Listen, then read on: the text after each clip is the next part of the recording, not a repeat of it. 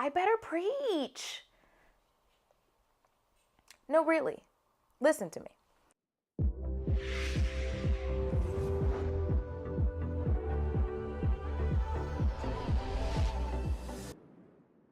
Hi everyone, welcome back to my channel.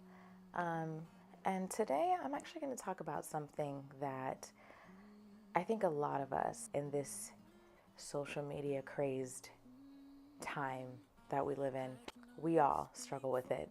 And if you sit there and say that you've never struggled with it, you don't struggle with it now, or that you're never going to struggle with it, and you should just go ahead and click out of this channel, because like I said in the beginning, we're going to be honest. And it's kind of a hard video for me because I'm going to talk about it, but it's also something that I myself struggle with today. It's hard for me not to daily work on not struggling with this. And as the title suggests, we're going to talk about comparison. Comparison, we've all heard it's the thief of joy.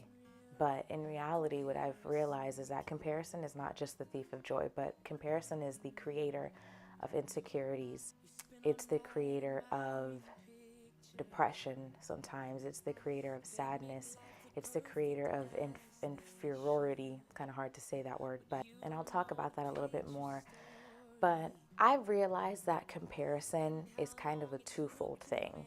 There's the type of comparison that causes you to have insecurities about yourself, and then there's the kind of comparison that causes you to feel like you're inferior to someone else. And just to explain that, when you compare yourself to, at least there's a comparison that I feel is more directed towards how we feel about ourselves, our looks, our, am I not enough? Me, personally, to be completely transparent, I have struggled a lot with feelings of comparison, comparing myself to other women and comparing myself to other people who I, for some reason, think that there is something about them that is better, that causes me to somehow be insecure about what I know that God has already placed in my heart, of who God has called me to be. And then there's also the comparison of things and accomplishments that other people have reached that make me feel inferior, as if I'm below them because I haven't reached that stage in my life yet, whether that's with relationships, whether that's with jobs, whether that's with my academic career. There are things that when you look at them and say, well, and the second that you put yourself in that category when you're looking at someone else, that's the first place where you go wrong. Because you can celebrate with other people. You can celebrate another woman's beauty. You can celebrate someone else's accomplishments in life, and that in no way diminishes where you are in yours.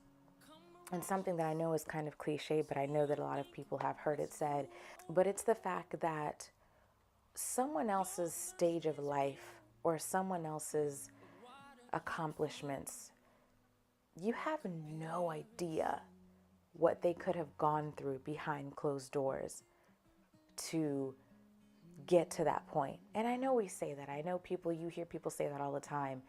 But in reality, there are people that I know that, well, okay, this is twofold.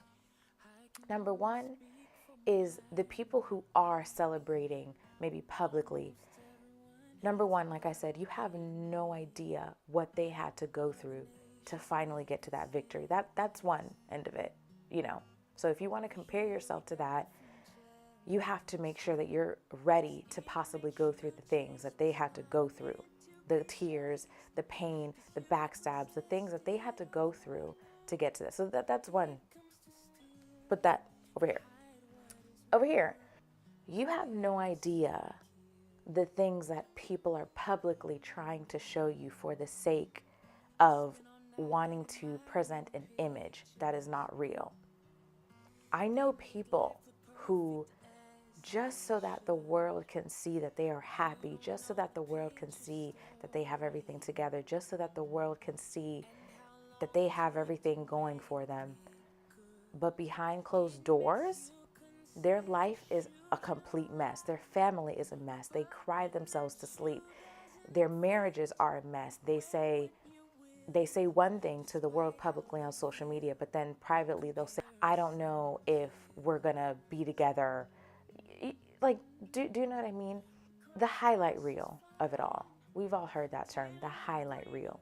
We only show, and that's the thing about social media that I love and that I also hate, is that we can show our accomplishments so that we can celebrate with our brothers, celebrate with our sisters. But then there are people that they want to emulate that, but they have no idea whether that highlight reel, number one, is real, if the REEL is REAL, or whether they had to go through the deepest of valleys in order to get to those places.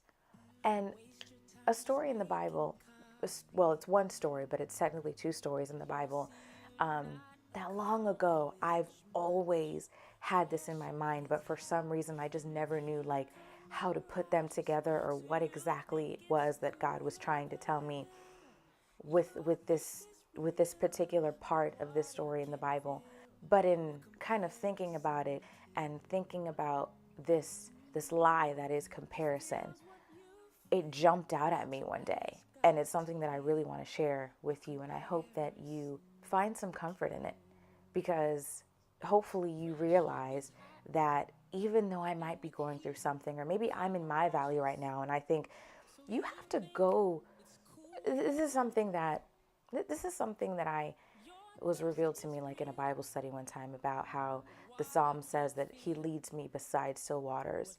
You know, God leading us beside still waters in order to get to him, in order to reach him, doesn't necessarily mean that those still waters are always still.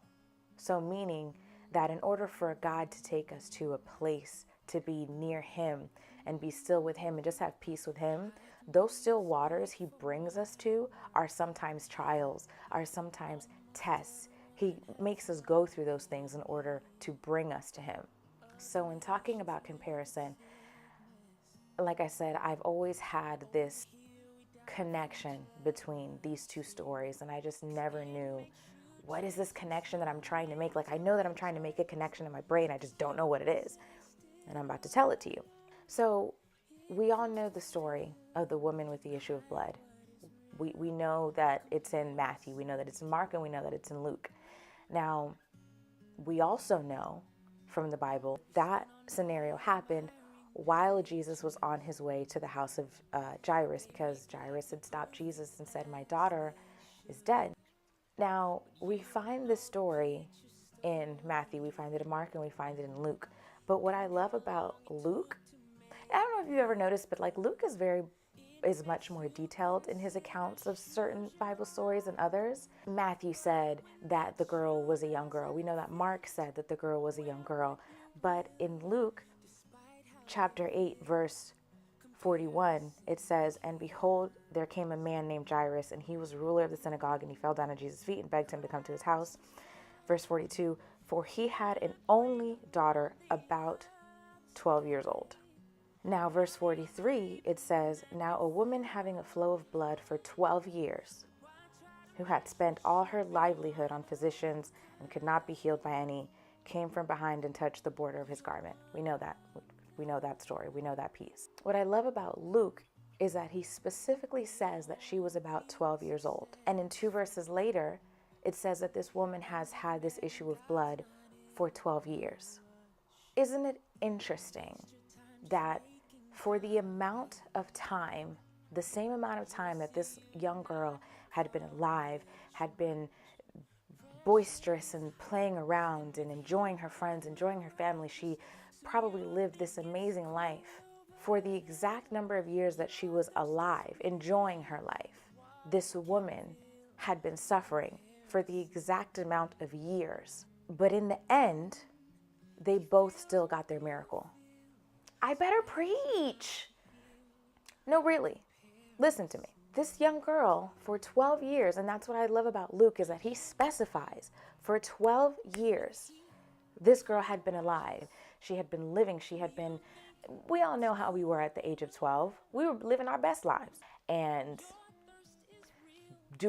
some of us maybe were bad. I was bad, but we were living our best lives, right? And for this exact amount of years that this girl was alive, this woman was suffering. I don't know how she didn't die. And obviously she didn't die because God was waiting for that specific moment. And had it not been for the trip to Jairus's house, that woman would have never encountered Jesus. So could it be that while you're sitting here comparing your life to everyone else and comparing this and this, and maybe you're going through a test or you're going through a trial, could it be that your situation right now is the vehicle for God to do a miracle, not only in your life, but the life of someone else? So when we talk about comparison, I know it's hard. I know it's difficult. I know that, I know that sometimes you see your life and you wonder, God, when will it be me? When will it be my turn? I see this person doing this. I see this person doing that. Or I'm not enough. I'm not this. God made you, and I know you hear this all the time, but I'm going to say it again. God made you beautiful. God made you for a specific purpose. There is something that you specifically can do that no one else can do.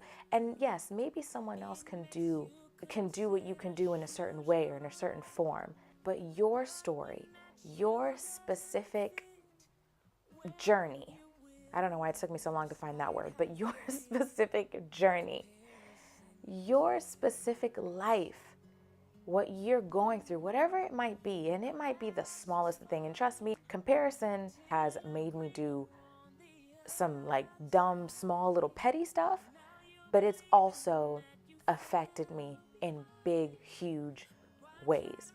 So comparison can come in so many different shapes or forms, and it can affect us all in so many different ways. But no matter the level of your comparison, or no matter the level of what it is that you are going through during this comparison, I just need you to know, whatever it is that you're going through, whatever it is that you see inside of you that you feel that you need to change, or that, God, why?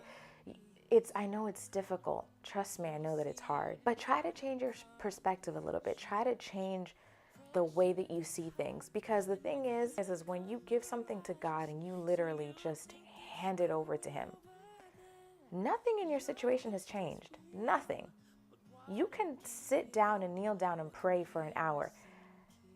Nothing in your situation has changed, but you feel better because your perspective has changed. So comparison is a matter of perspective.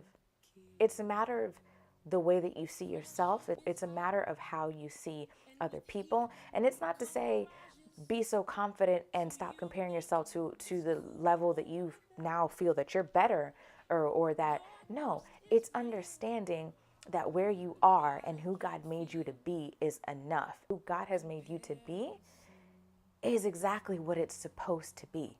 It's exactly where it's supposed to be. And sometimes when we act, or we take action based on a comparison that we've made, sometimes we'll find ourselves in, we will put ourselves in a situation that God never told us to be in. Because you're so worried about comparing yourself. You're so worried about wanting to flaunt for this, or you're too worried about.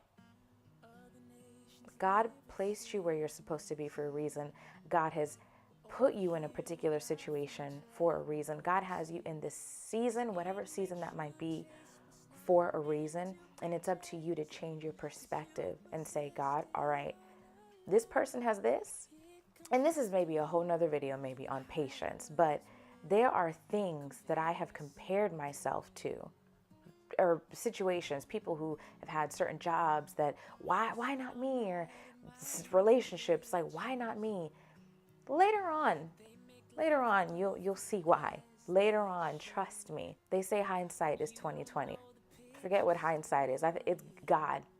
God is 20/20 in that He shows you certain things later on. And I know maybe it sounds like I'm like mixing certain things with other things, and it's just because I have a lot of stuff in my brain. But it's all relevant to the same conversation. So with that being said, I just want you to know, whoever it is that you are, whoever you are watching this, comparison does kill. Comparison is really the thief of joy, because you are way too focused on someone else's life, but you can't sit back and see the beautiful things in your life that God has allowed, that God has favored for you. Like God has opened up doors for you. And this video is for me too. Again, like I said, it's something that it's a daily struggle, and I think it's something that we're going to continue to struggle as long as we have social media, as long as we have people who just want to share everything with the world. It's just something that we're going to deal with. But I think that changing our perspective and understanding that God is good and He wants the best for us, and He made us beautiful in His image, in His sight, and He has a purpose for every single one of us. He just needs to reveal that purpose and give us those things in His time.